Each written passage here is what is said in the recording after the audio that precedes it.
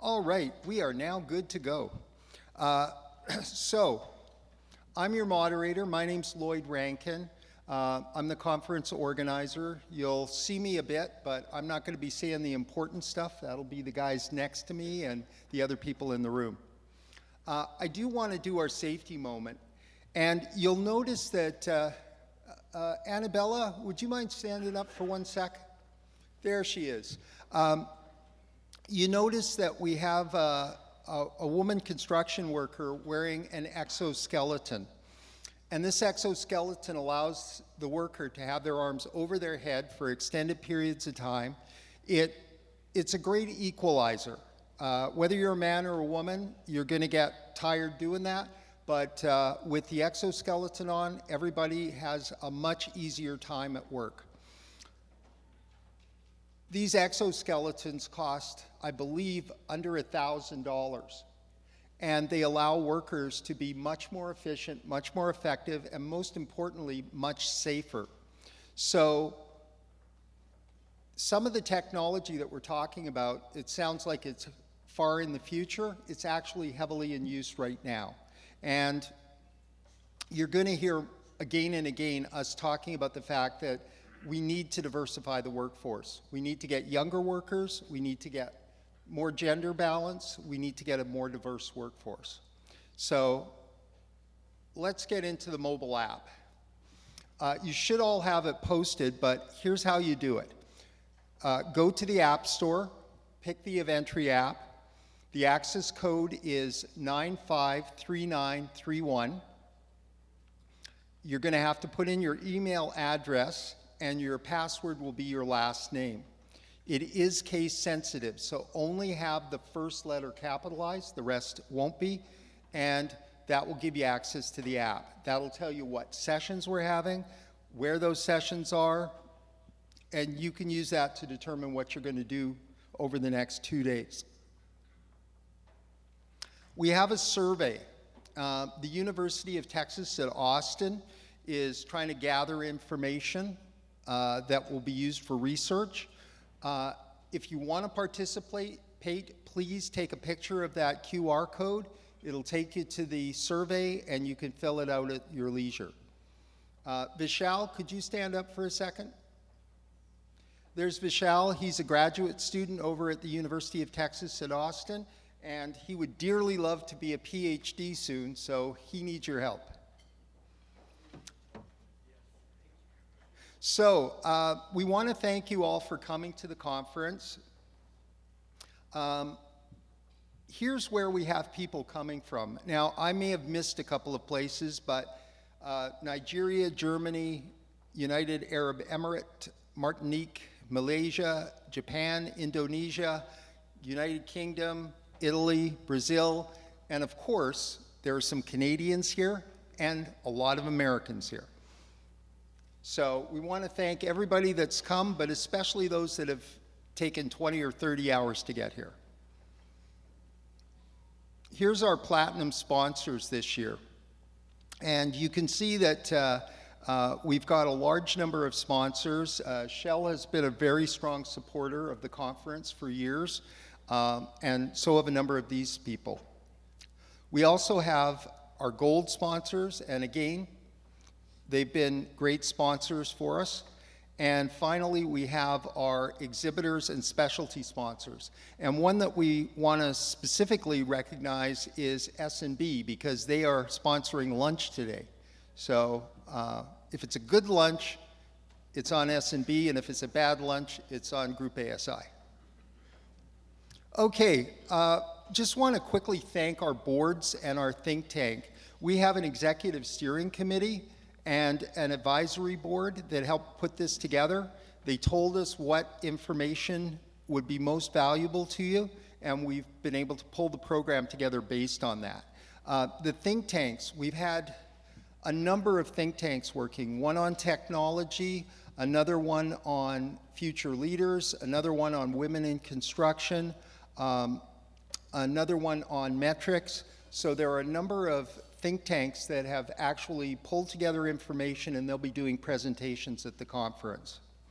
And the thing to remember is the people that are doing this, this isn't their day job. Putting this together for the conference is an extra responsibility, and I think we need to acknowledge that. So what are the themes that we're going to be covering this year? The first one is leveraging technology. In the construction industry, we've been able to see about a 1% improvement in productivity. Compare that to everybody else, and it's about 2.4, and compare that to the manufacturing sector, and it's 3.6. So we've got a ways to go to catch up to everybody else, and we're going to be talking about how we can achieve that. Also, AWP execution. We've seen some brilliant projects come in, and they've been great. They've had better results than we've seen before, but the question is, are we able to do it repeatedly? Can we do it across the whole portfolio? And that's some of the things that we'll be talking about. AWP is great, but Lean has a lot to contribute, and so does project production management. We're looking at combining those together to get an even better project delivery system, and we're calling that Next Gen. Also, I mentioned it before, but creating a more diverse workforce, very critical. Breaking research. We've got 4 research projects that were either completed or are close to completion at CII, and we're going to be presenting information on those. All of the breaking research breakouts will be in this room, just so you know. We also were told, what does good look like? You know, everybody says we got to do AWP, we got to get better projects, but what does good look like? And so we have approximately 10 case studies from around the world. Everything from relatively small ones, in our industry that means about 100 million or less, and large ones. We have one that's in the mid 30 billions. So you'll get quite a scope on the projects. And then finally, reducing waste and decarbonization. That is going to drive our industry. You may think that we can ignore it. We can't. So how do we decarbonize? How do we focus on getting renewables? So I apologize. My device, type 2 diabetic, it beeps at me when it says I have to do something, so. Okay, so we've talked about the major themes. I just want to explain quickly, we've got 8 tracks. There's going to be 32 breakout sessions over the next 2 days. And so if you take a look here, you're going to see that our first 4 tracks are AWP with an emphasis on the A. Anything in dark is on the first level. Breaking research, I said, would be in this room. Our case studies will be in Magnolia, which is also on this floor. But anything that's in yellow is upstairs. So the Azalea room is where we're going to have the data track. All of this is in your mobile app. Leveraging technology and Next Gen, those are both upstairs, and then the people, and reducing waste and decarbonizing is on this floor. One thing I want you to think about, if there's 32 presentations, 8 going on at a time, if you're here with Shell, Harris, or another company that's got multiple people, you want to think strategically.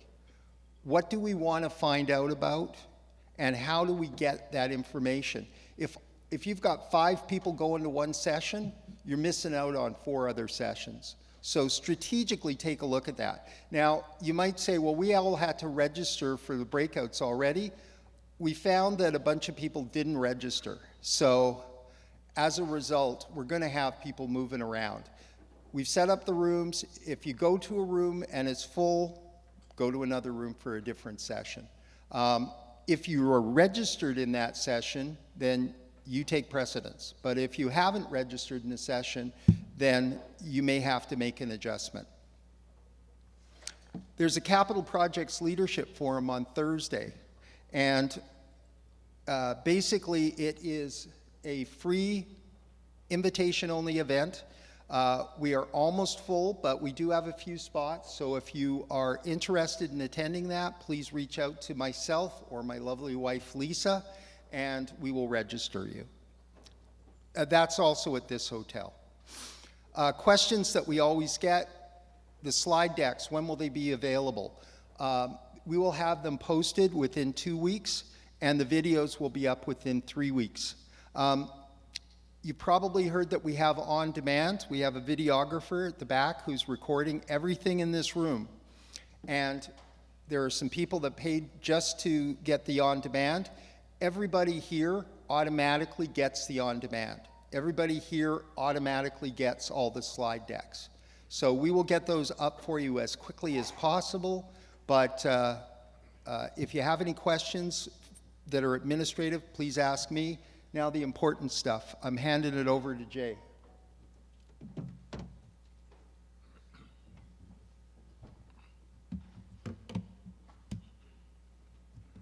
Morning. A little bit of a slow start, but we're here. Welcome. Is this not the 15th annual? It is the 15th annual. So like 15 years this has been going on. We should have solved the problem by now, right? I had a little video I was going to show on here. That's what you see on the right-hand corner. They couldn't get it up, but I will show that Friday. It's just a 1-minute video.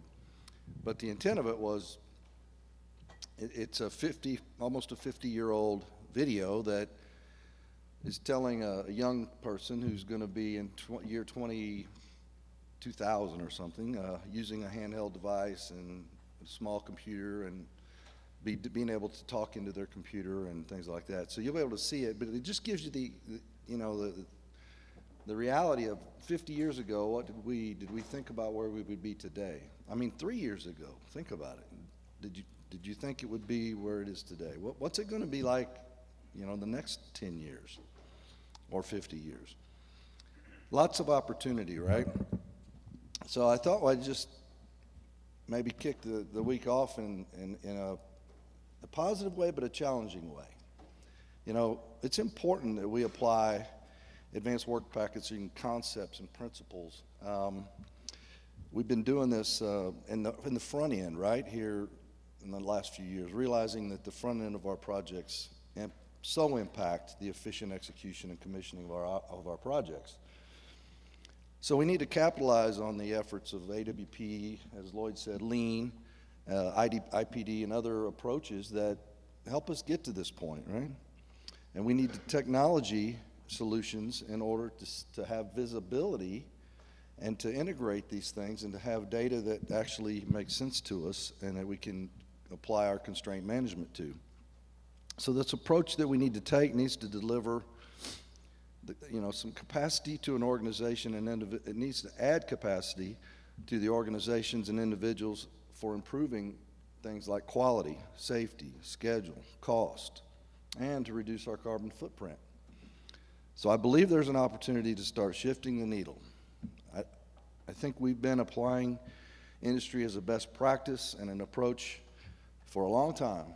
We're here 15 years in this conference. So that tells you how long we've been doing this, right? But have we got where we need to be? Do we feel like that we're where we need to be? I personally don't. I think that AWP is the best-in-class approach that we have to implement and execute projects effectively, but it's basically kind of been static, with the exception of AWP methodology training and AWP University and things like this. We're still continuing to talk about methodology, but we need to be talking about more. When? How? How do we apply these things? And how do we do it in a delivery model which is not constrained by another organization or an individual's ability to adapt to it? We've not really yet to see the full benefits of integrated project delivery with digital technology, including AWP in the process thereof, to help us manage our project constraints. So I think we need to make sure that whatever we do, this digital framework that I'm referring to here frees people up.